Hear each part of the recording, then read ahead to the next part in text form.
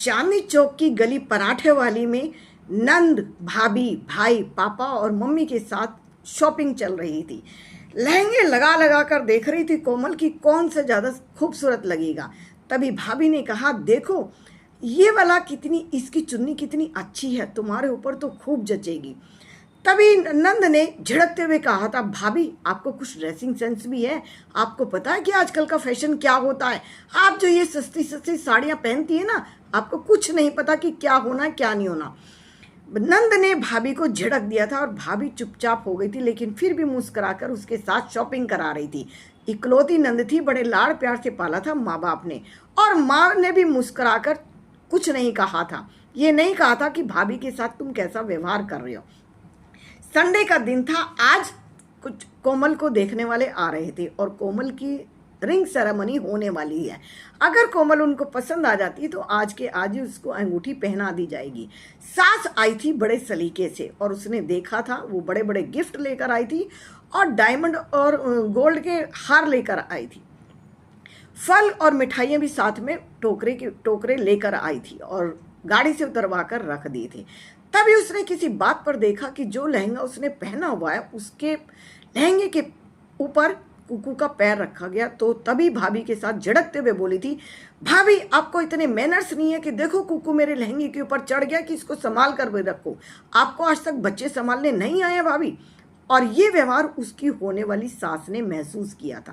तभी होने वाली सास समझ गई थी कि जो घर में रहते हुए ये अपनी भाभी को कुछ नहीं मानती, वो सास और नंद को क्या मानेगी। उसने तभी के तभी वहीं समधी और समधन को बुलाया था और कहा था कि ये रिश्ता तो मैं नहीं कर सकती हूँ। आपने अपनी बेटी को जो संस्कार दिए हैं वो तो मुझे साफ साफ दिखाई दे रहा है। जी हमारी इकलौती बेटी है, थोड़ी सी लाडली है। सुनो जी, आजकल सबके बच्चे इकलौते ही होते हैं। सब घरों में बच्चे दो ही तो हैं, एक बेटा एक बेटी। जिसके पहले दो बेटियां हो जाती हैं तो तीसरा बेटा हो जाता है। दो या तीन बच्चों से ज़्यादा आजकल किसके बच्चे होते हैं? और लाड़ का मतलब क्या हो जाएगा कि बदतमीजी करना शुरू कर दोगी। अब ये भी देखा नहीं इसने अपनी भाभी के साथ कैसे बात करी है। कैसे निभाते हो तुम इस लड़की को? मैं तो इस लड़की को निभा नहीं पाऊंगी। और कहकर गुस्से में सबको इशारा कर दिया था कि सामान उठाओ और गाड़ी के अंदर वापस रख दो।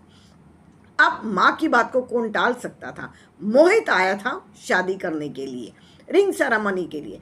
मोहित को कोमल पसंद थी, लेकिन चुप रहा था माँ के सामने और कहा था कि ऐसी लड़की तो मेरे माँ बाप का भी सम्मान नहीं कर पाएगी, और सारा सामान उठाकर गाड़ी में रख दिया था। अब भाभी सोच रही थी कि मेरी वजह से ये सब कुछ हो गया है।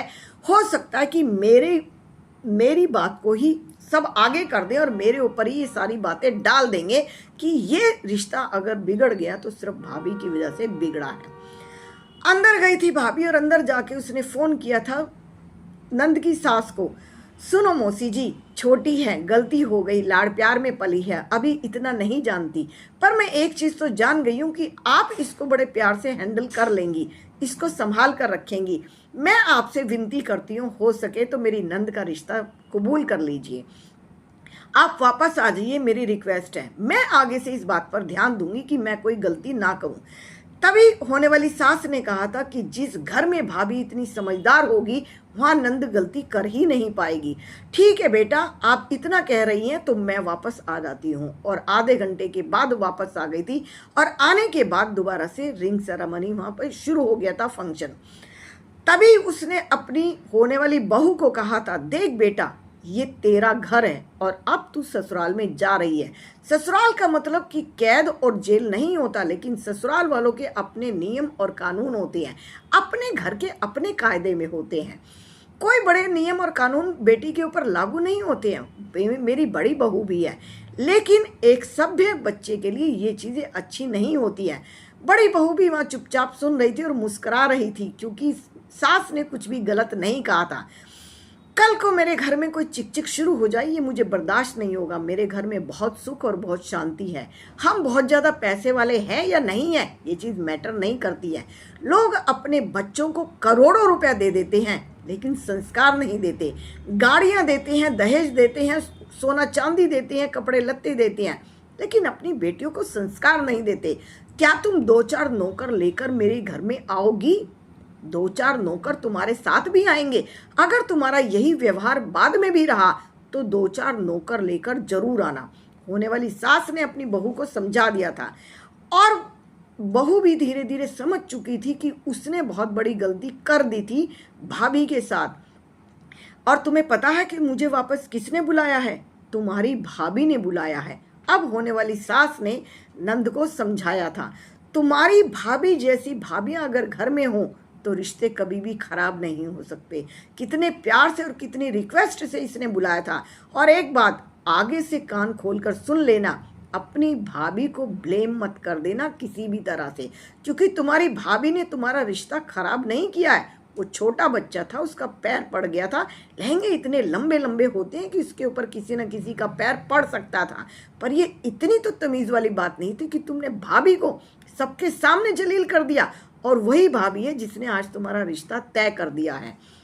अब नंद समझ चुकी थी कि होने वाली सास बहुत ही समझदार थी, सलीके वाली थी, घर चलाने वाली थी, लेकिन वो अपने घर के अंदर कलह कलेश बिल्कुल नहीं चाहती थी।